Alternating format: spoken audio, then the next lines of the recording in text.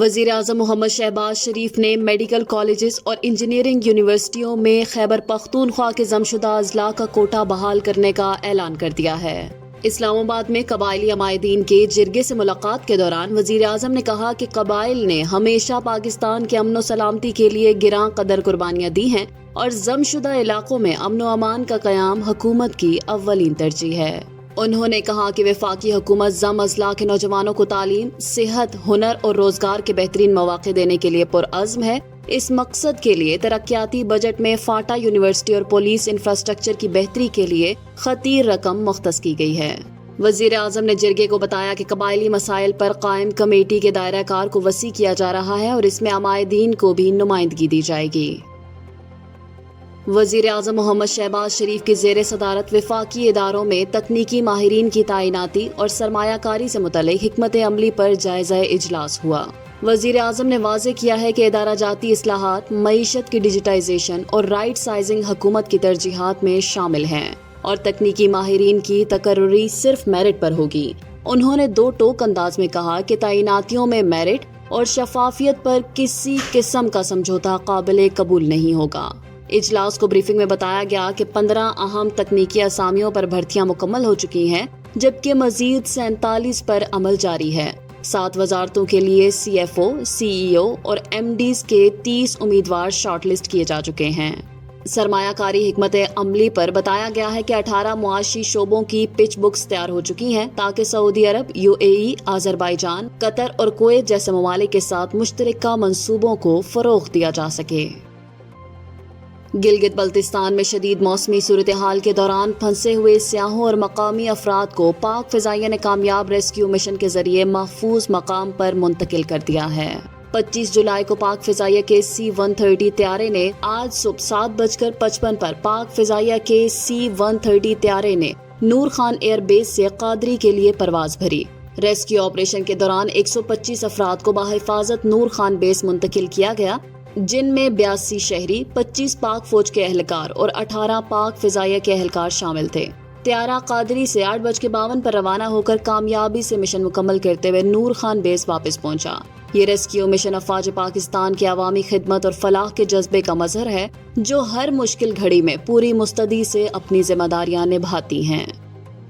D G I S P R lieutenant general Ahmad Sharif Chaudhry نے لاہور میں مختلف مذاہب کے نمائندوں اور طلبہ سے خصوصی ملاقات کے دوران کہا کہ آپریشن بنیان المرصوص میں پاک افواج کی فتح دراصل پوری قوم کی اجتماعی کامیابی ہے۔ انہوں نے کہا کہ پاکستان میں بسنے والے تمام مذاہب کے لوگ قومی یکجہتی، حب الوطنی اور مشترکہ نصب العین کے تحت متحد ہیں اور دشمن ہمارے اس اتحاد کے باعث ہمیشہ ناکام ہوتا ہے۔ لیفٹیننٹ جنرل احمد شریف نے کہا کہ پاکستان امن پسند اور ترقی پذیر ملک ہے جبکہ بین المذاہب ہم آہنگی ہماری قومی طاقت کی بنیاد ہے۔ ان کا کہنا تھا کہ نوجوان وطن عزیز کے روشن مستقبل کی ضمانت ہیں اور انہیں تعمیری سوچ اور قومی خدمت کے جذبے سے آگے بڑھنا چاہیے۔ اس موقع پر طلبہ و طالبات نے آپریشن بنیان المرصوص کی فتح پر پاک افواج کو خراج تحسین پیش کیا اور ان کی قربانیوں کو سراہا۔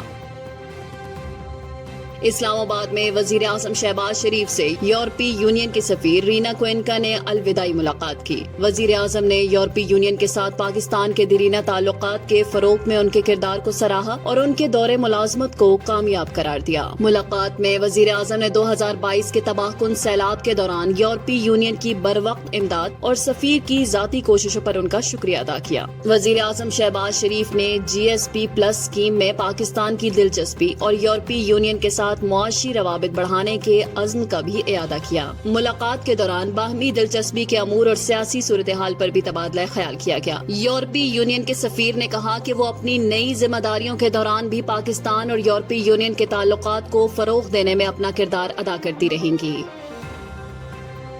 ڈھاکہ میں ایشین کرکٹ کونسل کا سالانہ اجلاس صدر محسن نقوی کی زیر صدارت منعقد ہوا جس میں تنظیم کے تمام رکن ممالک کے نمائندوں نے شرکت کی۔ اجلاس میں منگولیا، ازبکستان اور فلپائن کو ACC کی باقاعدہ رکنیت دے دی گئی جس سے کرکٹ کو نئے اور ابھرتے ہوئے خطوں تک وسعت ملی ہے۔ محسن نقوی نے بنگلہ دیش کرکٹ بورڈ کے صدر امین الحق اسلام کا اجلاس کی میزبانی پر شکریہ ادا کیا اور ڈھاکہ میں پہلی مرتبہ AGMA کے انعقاد کو تاریخی لمحہ قرار دیا۔ اجلاس کے دوران مالی سال 2025-26 کے آڈٹ شدہ مالیاتی حسابات، بجٹ اور مکمل ٹورنامنٹ کیلنڈر کی منظوری دی گئی۔ اس کے ساتھ ساتھ 2026 میں جاپان میں ہونے والے ایشین گیمز میں کرکٹ کی شمولیت کا بھی اعلان کیا گیا، جس میں 10 مردوں اور 8 خواتین ٹیمیں رینکنگ کی بنیاد پر حصہ لیں گی۔ تمام رکن ممالک نے کرکٹ کو ایشیا میں مزید فروغ دینے اور کھیل کو سیاست سے بالاتر رکھنے کے عزم کا اعادہ کیا۔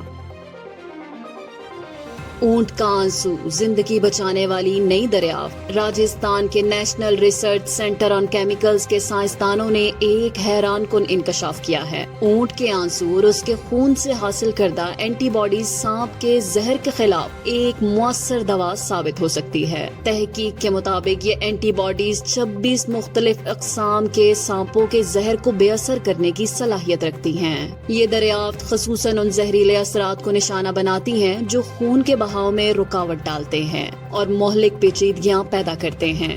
روایتی ہارس ایمونوگلوبولین علاج کے برعکس اونٹ سے حاصل کردہ یہ دوا زیادہ محفوظ اور کم سائیڈ ایفیکٹس رکھتی ہے۔ ماہرین کا کہنا ہے یہ تحقیق بھارت جیسے ممالک میں ایک گیم چینجر ثابت ہو سکتی ہے، جہاں سانپ کے کاٹنے سے ہر سال تقریباً 58,000 افراد ہلاک ہو جاتے ہیں اور 1,40,000 مستقل معذور ہو جاتے ہیں۔